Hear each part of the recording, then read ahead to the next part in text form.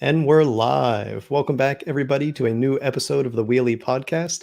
I'm your host, Mike Atoll, and I'm joined again by Electrek Seth Weintraub. How's it going, Seth? I'm good. Awesome. And we have got another set of interesting stories for you guys this week. All of the biggest news that we've covered so far. We've got everything from Lime's new seated electric scooters. Electric e-bikes came out with a new e-bike, their biggest one yet.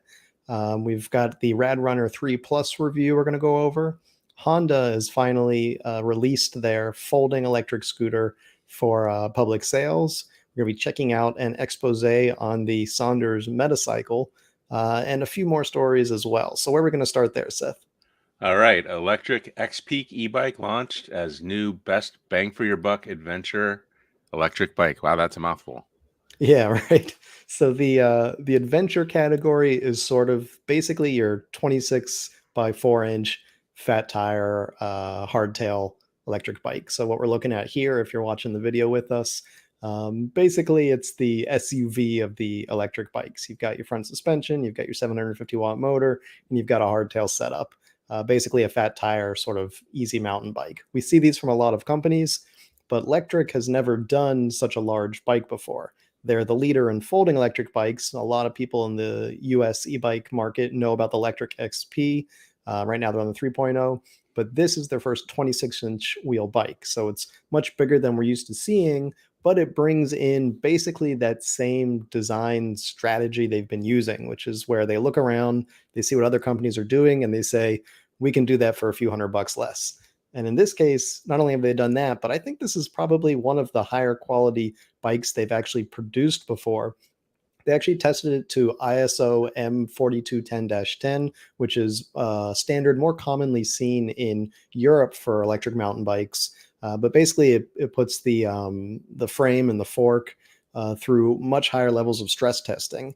And what Levi, the CEO of the company, said was that they actually had to use the RST $400 fork that they put on there because it was the only one that they could find that would pass this test in a fat tire setup. So they've got what is retail a $400 fork. I'm sure they're not paying that much, but for a bike that they're selling right now for $1,300, it's kind of crazy that they've got such good parts on there. Now, other parts they certainly cut corners. The pedal drive train isn't that great. I think it's an Altus, if I'm not mistaken.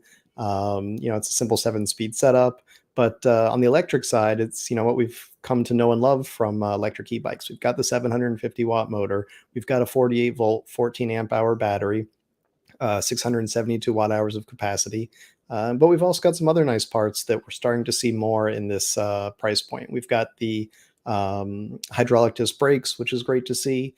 Electric is using their current-based pedal assist. So unlike a lot of more surgy type pedal assists that we see with the cadence sensor, where you start to pedal and all of a sudden the bike just like takes off on you, that's usually because a lot of these cheaper bikes will use a speed-based pedal assist. But what Electric is doing here is they're using a current or a power-based interpreter. So instead of rocketing up to a certain speed, it's actually limiting the power. So it's a little more comfortable that way. It's not a torque sensor, but it feels a little bit like it. It's kind of the poor man's torque sensor.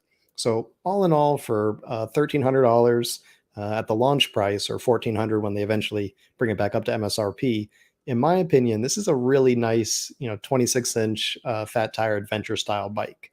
If you're getting it in the next, I don't know how long the sale will last, but the introductory sale also includes a pile of free accessories. You get fenders, you get front and rear rack, front and rear basket, a lock, and the upgraded headlight, and maybe other things. I can't remember if there's anything else, but that's already like a huge pile of included accessories for free. So if you're thinking about getting it, it's probably a good time to go ahead and do it now, just because you get so many free accessories included.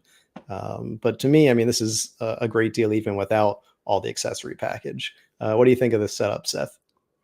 Yeah, it looks like a looks like a nice deal from Electric. As always, they seem to be like always ahead of the game in getting prices down on I'm not saying high quality, but good quality components on their bikes. Um, I saw that the motor is peak is like 1,300 watts. Yes, I Um, think they probably got a 25 amp controller to get up to that much peak power. and do we know if it's like a Bafang or I don't think we saw the exact brand. If we did, I don't recall it off the top of my head. do they typically use their own motors or rebranded motors or Oh, definitely rebranded. Yeah, I mean at this okay, price, they wouldn't be able to do their own. But I, right? I don't know if they still use. I think they had once used Bafang. I'm not sure if they do anymore. Okay, we'll have to see that Or if when the bike someone arrives. knows, you could pop it in the comments. And then the brakes, are they Tektro brakes or are they I just believe they are. hydraulics? Yeah, Okay. that's they're either Tektro or they might have been Nut. Actually, now that I think about it, oh man, I gotta have the spec sheet in front of me.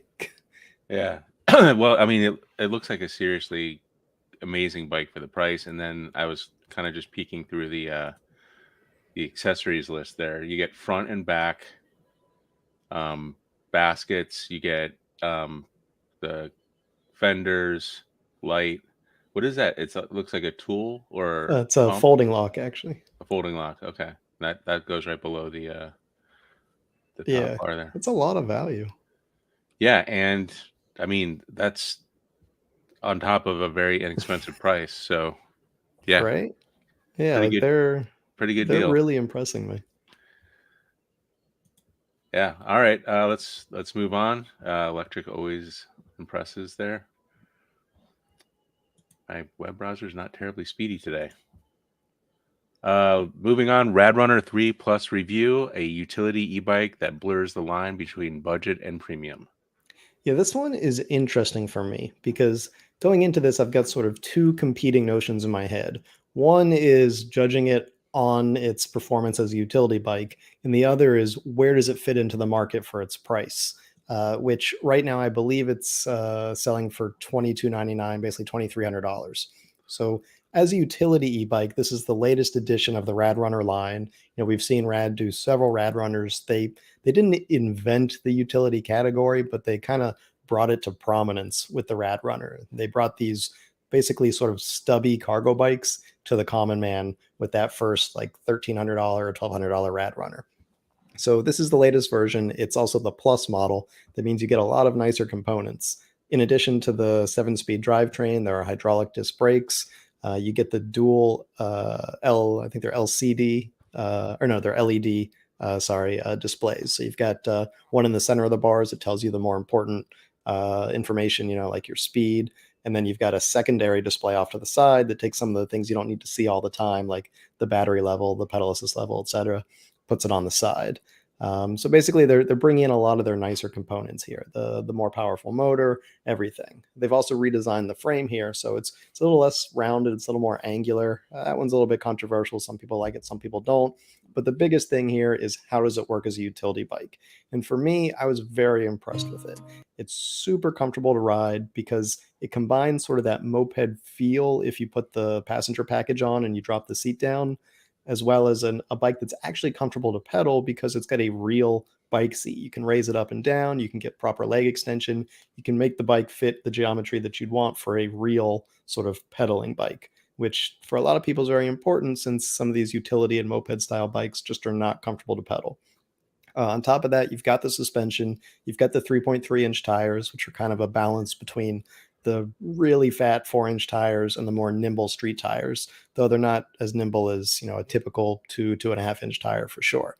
So for me, I would say this is a very nicely designed bike, and while riding it, it just feels really well put together and really well thought out.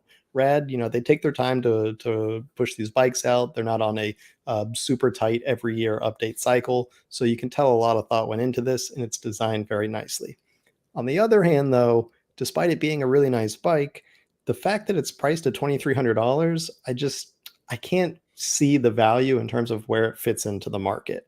It's a great bike, but there are so many other bikes that are almost as good in terms of the performance, in terms of the feel, the ride comfort, but that cost half as much. So, if you Including have Rad's own, like Rad Runner 2, right? Exactly, yeah. So like if you can give up the multi-speed drivetrain and the suspension and the hydraulic brakes, you can get a very similar bike for I think it's $1,300 right now, Yeah, and if they're I'm not always having mistaken. sales and stuff on that bike as well. Exactly. So I would say that the RadRunner 2 to me is better bang for your buck. But even then, like if you look, all of Rad's bikes top out at 20 miles per hour, and there are several other compelling class 3 28 mile per hour bikes. Now they Yeah. don't have Rad's design legacy. They don't have as big of a customer service department. They don't have retail stores in like a half dozen different places around the US. So, Rad still has many advantages, as well as their accessory line, which I think is not something to ignore here, because when you buy an e-bike, a lot of people want to trick it out with everything that's going to make it work for them. In this case, I tested out some hard cases, which were really really nice, to be honest, like nicer than on my CSC RX1E electric motorcycle. It's like an $8,500 motorcycle that comes with hard cases. Rads are like twice as good. So they put a lot of time and effort into designing these accessories, as well as that passenger package. Very nicely done. So Rad does have some advantages here, but man, on the value side, it's hard for me to call this a buy at that price, and it makes me wonder, what is Rad trying to do? Are they trying to avoid competing with the Lectrics and those type of companies that are really, scraping the bottom of the barrel in terms of pricing, and maybe they want to position themselves as a mid-tier company now? I Or even just even into premium at the original price. Actually, if I recall, this originally came out at a higher price and then they dropped it, right? Yeah, it actually debuted at I think 2,500, and after a few days they dropped it to 2,300. Not even as like a sale, they were just like, called them a mulligan, and you know, Yeah.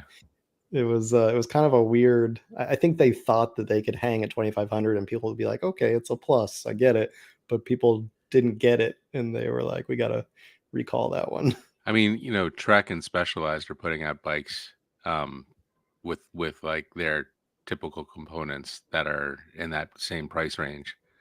And I think maybe that's what Rad was thinking. They were like, hey, we're gonna run with the big boys there, or the bike shop cost, you know, bikes there. And I think, I sent an email to Mike saying, hey, dude, that price kind of doesn't seem right.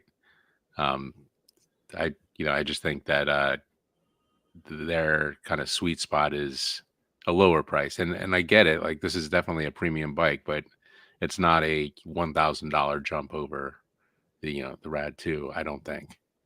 Yeah, absolutely. And if you're watching here, you can see some of these accessories that we tested out. And I do think that's a differentiator, because I have not seen one other company in the e-bike market that has as wide a collection and as nice a collection of accessories as Rad. So, there is value there. But man, $2,300, that's a hard sell for me for what is still a very nice bike. I just don't know if it's a $2,300 bike. I mean, Rad itself sells, their 12.99 runner, Rad Runner, comes with like most of these same accessories. Maybe not the same, high quality versions of them, but it does come with the back seat. It comes with the panniers. It comes with the middle thing. The seat goes down.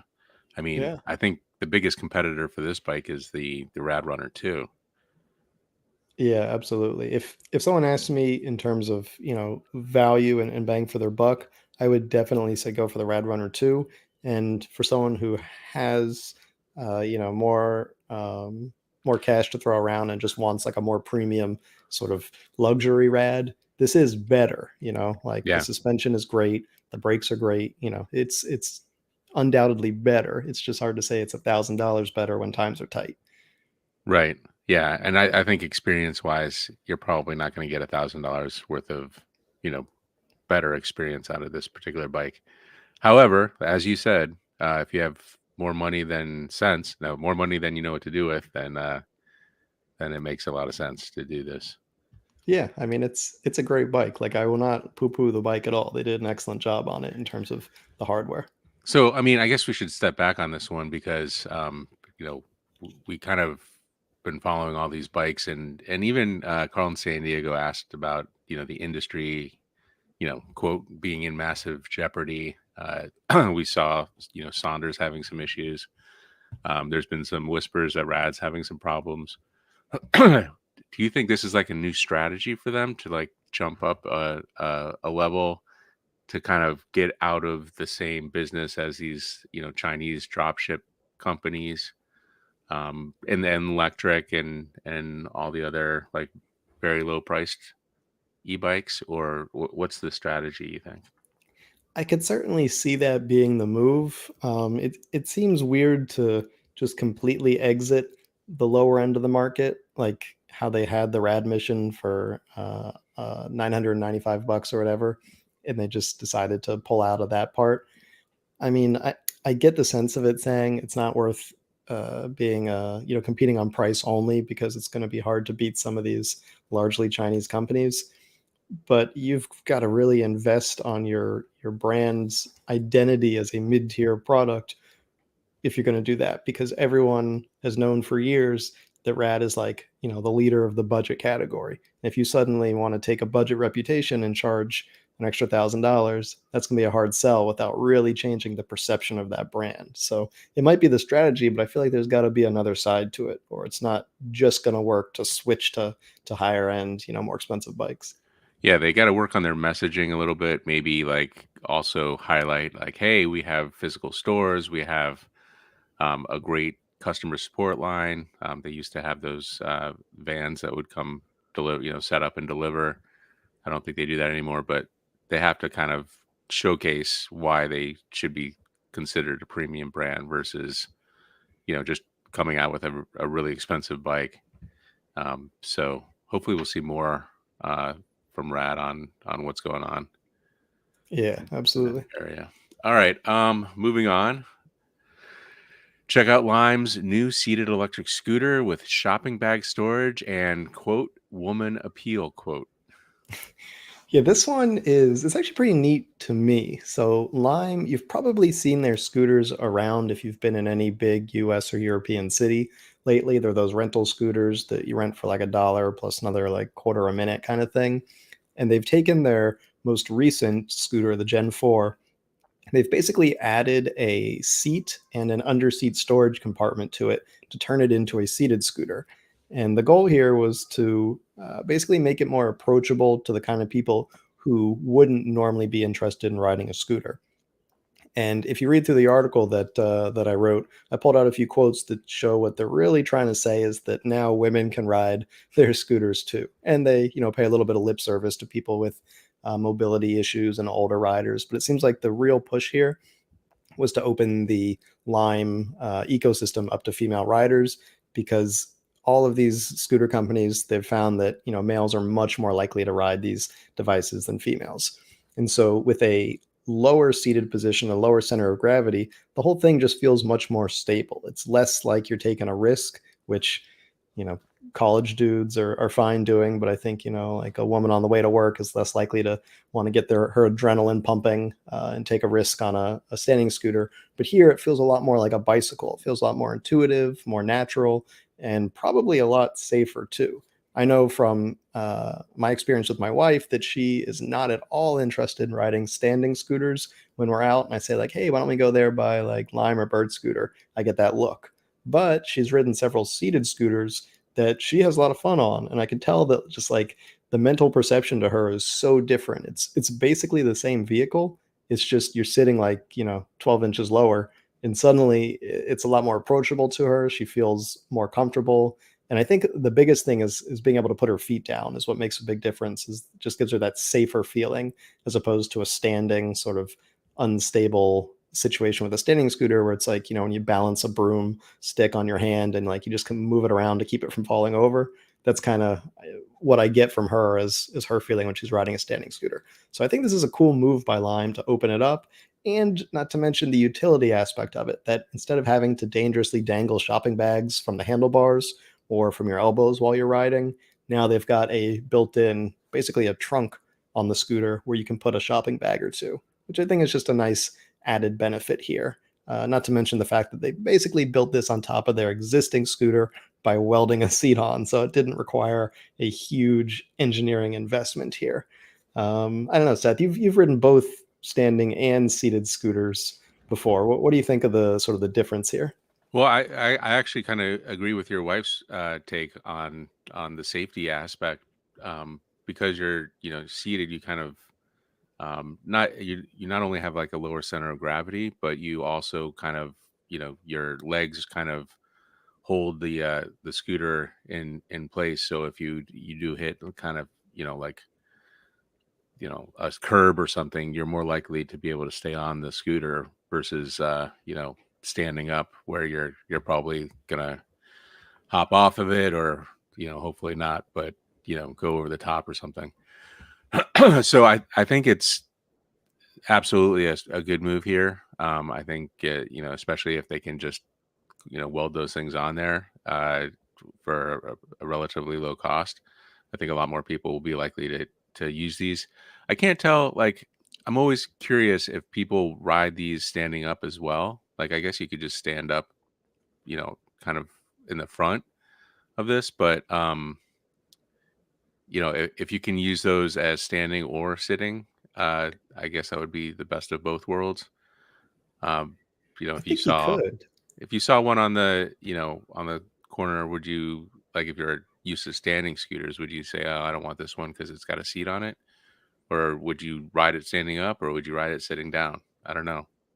Yeah, it's an interesting question because there are a lot of like, very proud standing scooter riders that like that's their ride of choice and it might be weird to sit down. But looking at the way it's designed, it seems like the seat is far enough back that I don't think it would be a problem to ride it standing. And the other thing, and I didn't want to write this in the article because I feel like Lime would not have been happy, but I think that you could actually ride this with two people and it would be safer than all the times that I see people riding two people on a standing scooter because So you could one have one standing person and one sitting. sitting. Exactly, yeah. Yeah, You kind of got like a butt in your face, but yeah, as long as, you're comfortable with the person you're with, probably a better like couple situation than like two dudes riding together.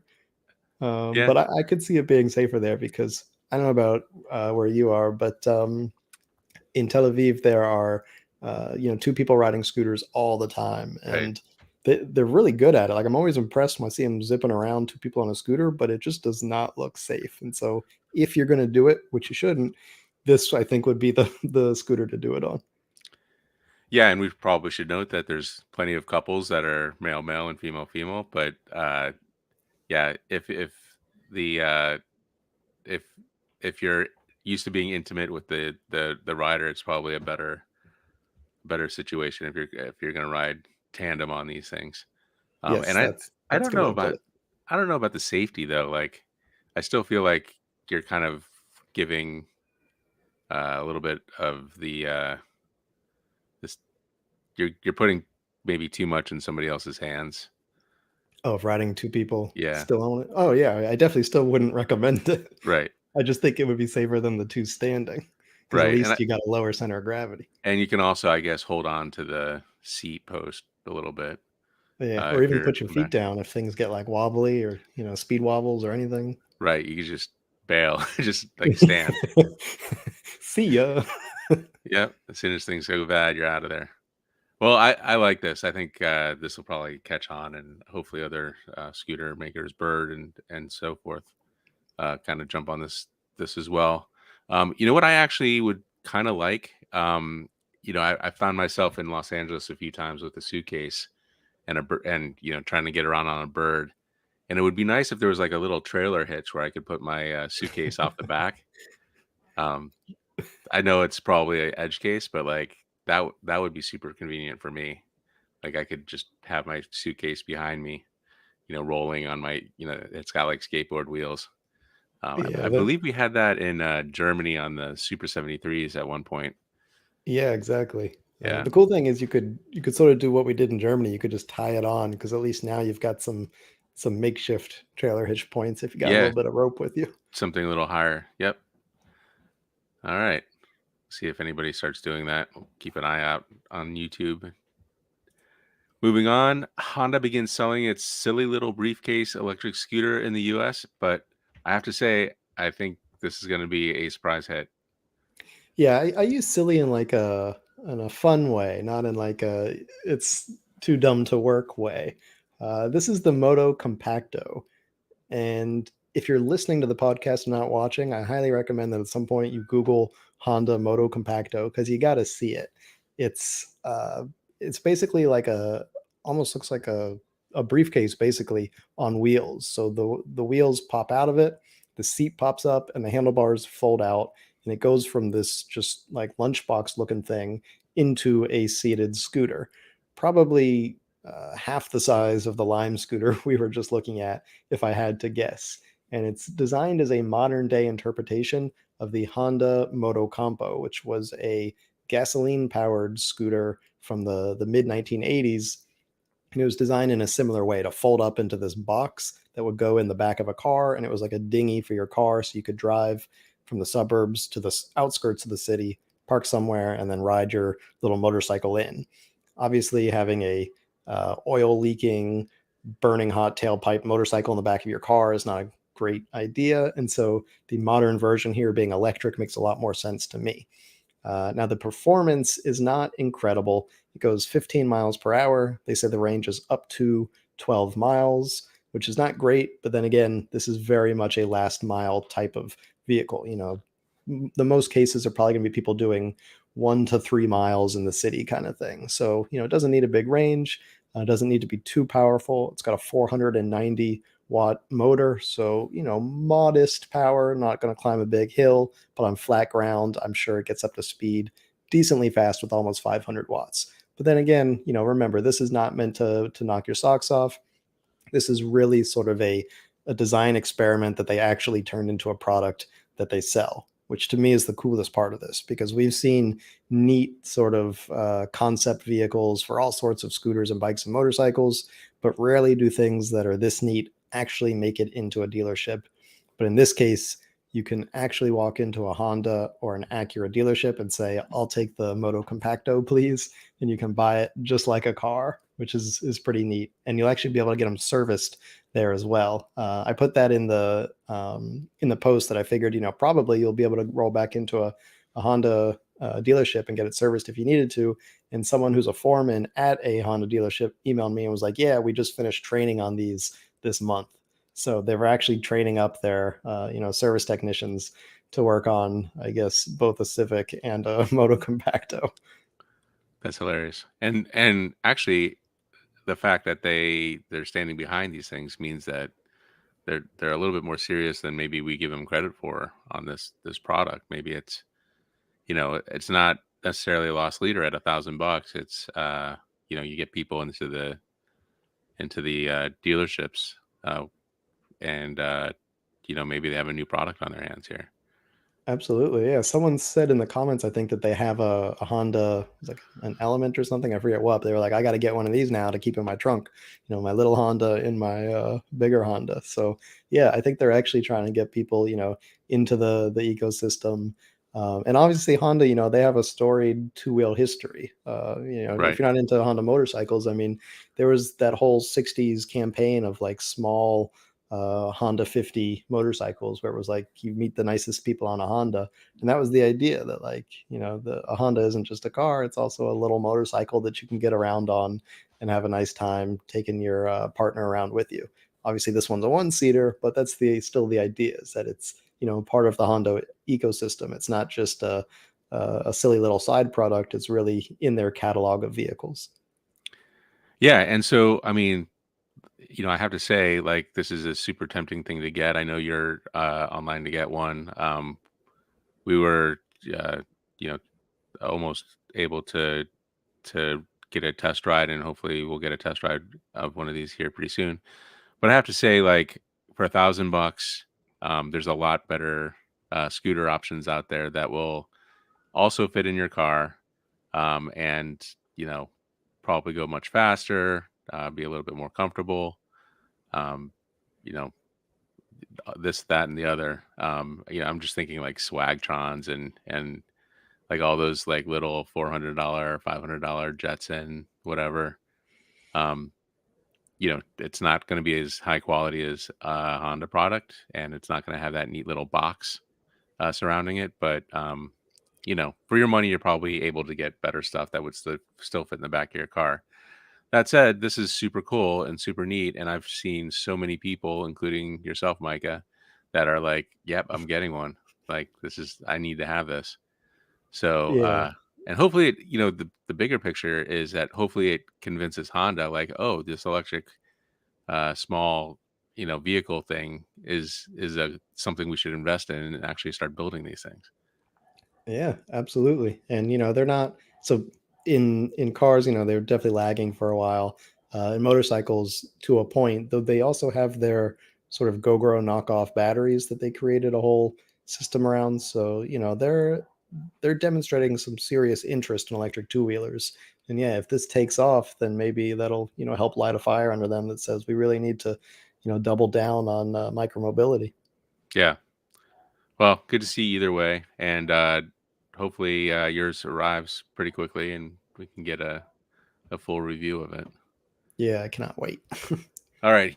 The big news of the week. Oh, there we go. I don't know what happened there. Exposed thousands of Saunders Metacycle bikes abandoned in China. Bills go unpaid.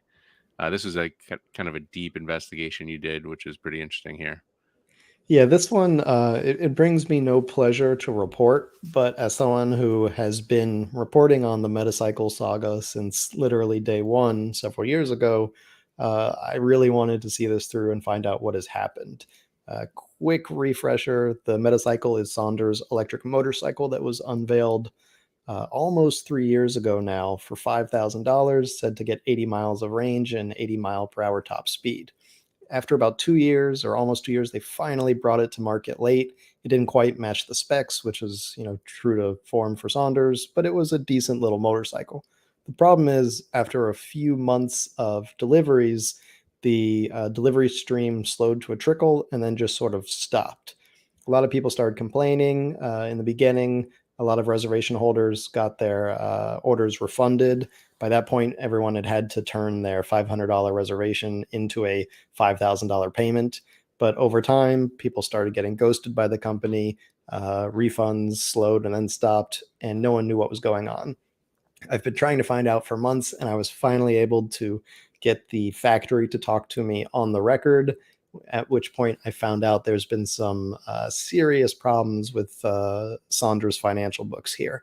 So, starting not long after deliveries began, Saunders started pushing off payments. They actually never finished payments on one of their large original batches of motorcycles, and they apparently tried to push the factory to renegotiate the price to lower the price for motorcycles that were already produced. On good faith, the factory had shipped Saunders a pile of motorcycles to begin with the assumption that Saunders would then pay them the final outstanding balance, which wasn't paid on many of these. Once Saunders stopped paying, the factory basically said, "All right, we're cutting you off. You're not getting any more motorcycles out of us." And now what you're looking at is a picture of hundreds and hundreds of metacycles just sitting in a giant factory floor in China. Many of them are already packaged up, ready to go, waiting to be loaded into a container if Saunders ever pays. They've got somewhere around 1,500 to 2,000 parts sitting there ready to assemble more metacycles. But as of now, it doesn't look like anyone's going to be paying for these. In the last few days, we've seen that the Saunders Metacycle website, where people can put an order for one of these, is down. When I first ran this story about a week ago, it was still up, and you could even still order one of these motorcycles, even though for over a year now, as we've learned from the factory, Saunders has not been paying for them to be produced, and they haven't been shipped to the US. So as of now, this is kind of still up in the air. It looks like Saunders' bicycle side of its operations is still operating. If you go to Saunders.com, that's their bike site, and SaundersX.com was what we're seeing here is their metacycle site, and that is down. So it's very unclear exactly what the future of Saunders is. It doesn't look like they're going to be getting any more metacycles because they haven't paid for them in a year. And we've also seen on Facebook that one of their last employees that did customer service was let go, and is basically saying that the company is kind of falling apart, that the Costco deal might have, as he said, obliterated their business model, and that the writing appears to be on the wall for Saunders based on what this former employee is saying. But we have been unable to contact Storm Saunders. I used to be able to get him on email or WhatsApp, and now I've not been able to get him to respond to me for weeks and weeks. So all of this reporting is just from Saunders' factory as well as former employees, and we haven't been able to get an official word from Storm Saunders himself, the CEO of the company. Kind of a long and drawn out crash and burn here, it appears, but unfortunately, it does seem like that's what's happening to the company. Yeah, and the saga, like it's been a saga. It like I think we had him on the show, and we were, we asked him about the financial questions, and he had pretty good answers for him at the time. But I feel like we should have kind of dug down a little bit deeper, and that's kind of on us. And then Yeah, at the time they had like that special. They had like 4,500 or something for the s- the Metacycle, but you had to pay all of it up front, and like that's kind of pretty shady. I think in hindsight that was Saunders saying, "Hey, I need a bunch of cash right now just to get some of these bikes out." But it sounds like he just took that cash and kind of didn't, kind of pocketed it or something. We don't know. Um, yeah. From the but factory, it doesn't sound like they received any of it. yeah, the factory doesn't seem to have gotten any, which is a huge shame because like they're all right there. Like, everybody who's put money down on the Saunders Metacycle is like, what the heck? Like, there's my bike, and I'll never see it. Absolutely, yeah. Um, so I don't know. I don't know if a bankruptcy court needs to come in and kind of switch things up, or if there's going to be a fraud investigation, or what's going to happen. It's just a huge shame that all these like really nice, and I think that they're homologated, so it's really a shame that these bikes aren't going to get to the customers' hands. And Yeah, then and where did that deposit money all go? Like I kind of feel like you know, there's some like perhaps liability of the criminal nature uh, involved here. So it'll be interesting to see what happens. It's just super unfortunate, though. yeah, absolutely. I mean, exactly like you said, those are people's bikes sitting there. It's not like it's, unspoken for stock. There are a lot of people, there are thousands of people that, paid full price for these things and haven't received them. I've heard from anonymous sources in the US motorcycle industry that the factory is kind of shopping around hoping that someone would want to buy these, but then no one really wants to touch them due to the legal concerns of bringing in like a Saunders motorcycle and trying to sell it yourself kind of Right. thing. So And I'm not then, sure what the end game is. yeah, and then is it homologated if it's, a repackaged, rebranded? Does it still meet whatever standards that they set forth already? Yeah, A lot of I questions. think yeah, I think it could be fairly easily recertified under a new importer. At least all the hardware is correct, kind of thing. But I do Hmm. think it would need to be recertified through the NHTSA. But yeah, there's a lot of legal implications with that, and so it sounds like none of the major players want to touch it. Yeah, huge shame. You know, I guess the best case scenario would be like another like angel investor getting involved and maybe bailing Saunders out and getting these things delivered. But it sounds like he's so far in the red that might not be salvageable in this scenario. Yeah, to me, it seems like the only way that these bikes can survive is if someone comes in and I don't even know about an angel investor. I think if someone just comes and buys the brand and says like we're Saunders without Storm now and like Right. we're starting over. Right. So I mean, I think it could work if someone comes in with enough money, but otherwise I don't know what's going to happen to these poor bikes. And the factory, by the way, they told me they're still maintaining them because, they want to get these bikes out of there. Like they want to sell them. They've produced them. They just haven't gotten the money for them. So they're maintaining them every month. They're keeping them in good shape so that they can hopefully sell them and get them out. Like they're ready to go. That's crazy. What a shame. Yeah, it really is. All right. Let's move on. All right. These electric shoes help you easily walk 2.5 times faster. This one is kind of fun. Every now and again, it's nice to just like cover something weird in micromobility. You rarely get like such weird variety in the automotive space. So these are called Moonwalker electric shoes, and they're kind of what it sounds like. They've got I think 6 or 8 motorized wheels underneath, and so it's basically pedal assist for walking. So there's no throttle, there's no controller. You just slip them on under your shoes, and as you walk, the electric motors turn on and they increase your walking speed by up to 250%. So they say it gets up to, I think, 7 miles an hour, which is like a decently fast jog for me. So, it'd be like going everywhere at running pace, but with the effort of just normal walking. They're not cheap. I think it's something like, oh, here we are, $1,400. So, very expensive for a set of shoes.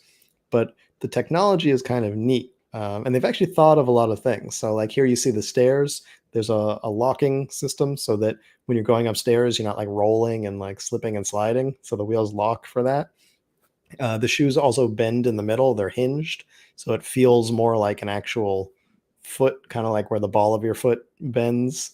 So the walking mechanism is very similar. You don't have like a weird sort of like walking with ankle weights situation.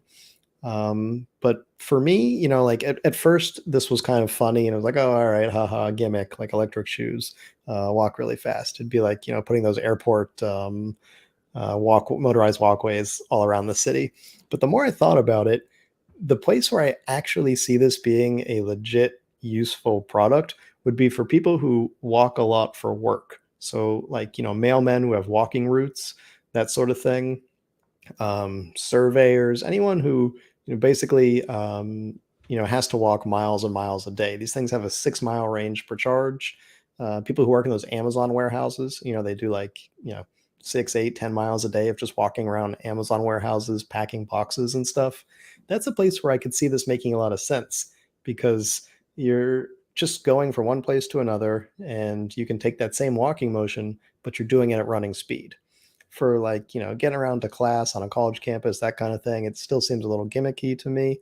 But the technology is interesting enough that I think that there could actually be real use for these. I don't know. Can you see this as a real product, Seth? Or are you still laughing at it? I mean, I guess it's a little bit like inline skates, and we've seen Scooter review some electric powered inline skates, and my son actually had a pair of um, shoes that kind of they moved a little bit. They were like Heelys, like electric Heelys, Yeah. um, and those were kind of fun for a few minutes, but not really. I wouldn't say they were transportation per se. So it'll be Yeah. interesting to see how these work out.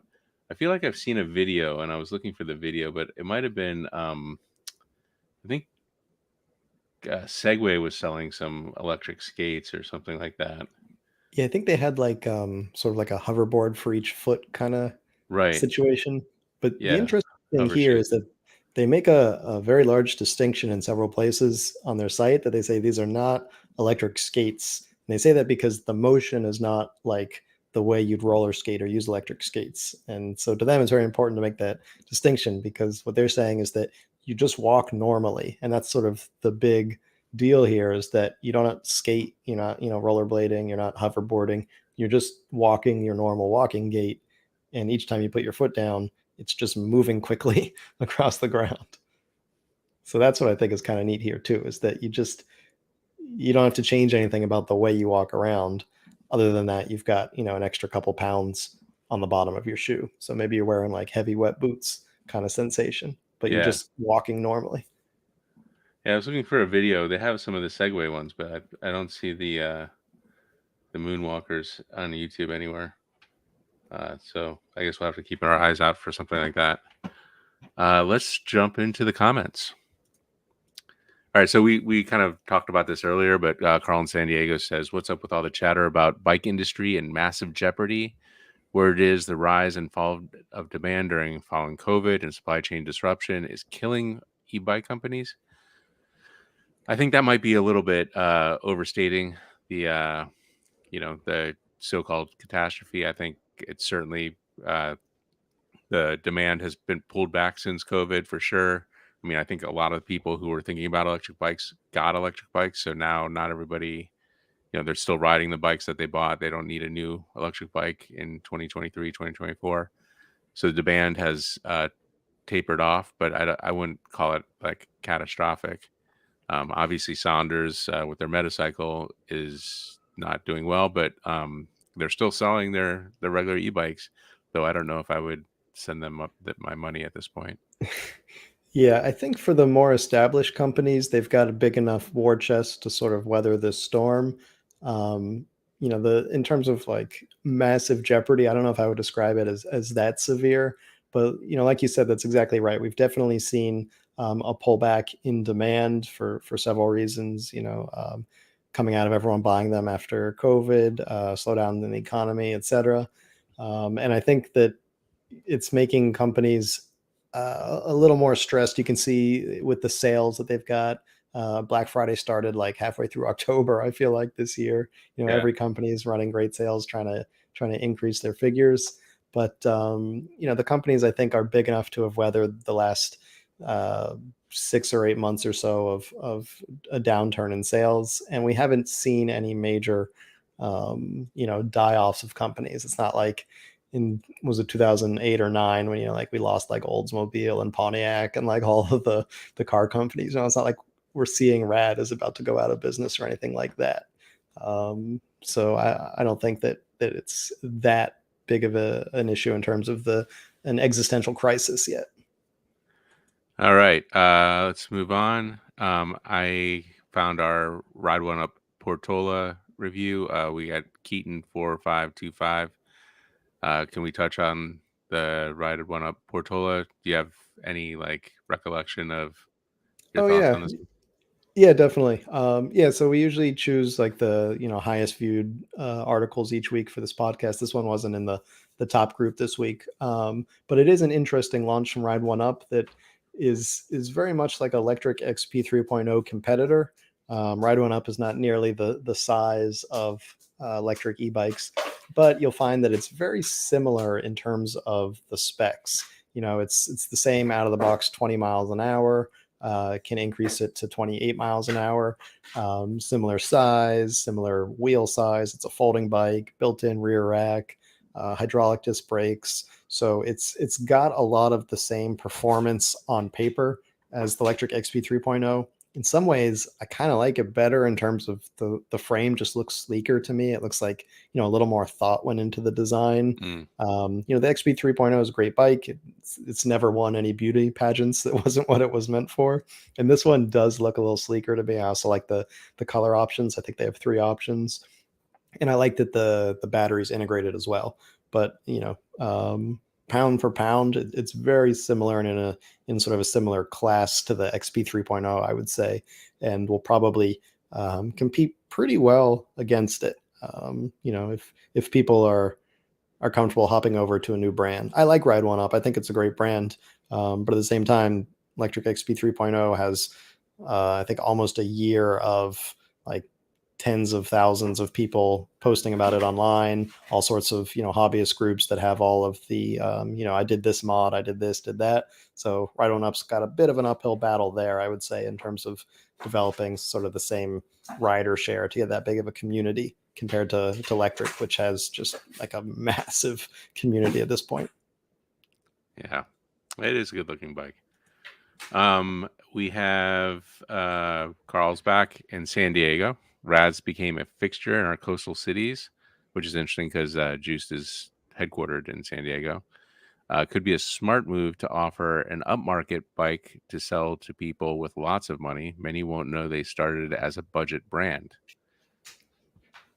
And then continues saying also having some expensive bikes on the Rad website can make their more modestly priced bikes look like a better value.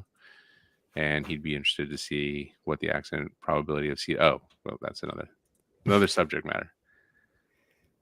Yeah, I mean, we definitely touched on this, but to me, because I come in biased, having seen Rad for so many years, it's hard for me to make that jump in my head. But I think what you've suggested, Carl, is true. That if they focus on sort of this new, slightly more up market audience, that there's definitely something to be said there. I mean, the e-bike market is certainly growing, but it's not growing at the rate that I think that they can just sort of forget their legacy and try and focus on this whole new group of riders. So personally, I would love to see them still compete with $1,000 bike, still put a lot of effort into that $1,300 RadRunner, that sort of thing. Yeah. And they, for the extra $1,000, they're not really giving you anything that's like a big difference. Like they're not giving you a 35 mile per hour motor, or you know, some crazy portability, or I'm trying to think of things I would like, but it's just a little bit better for a lot more money. So, Yeah, absolutely. so yeah, regarding the seated scooter versus standing scooter, do we have any information on the accident probability, or danger before and after? I have never seen any data on that. It would be super interesting. I see so much less data for the scooter industry just because it's not as big as bikes, but that would be an interesting thing to compare.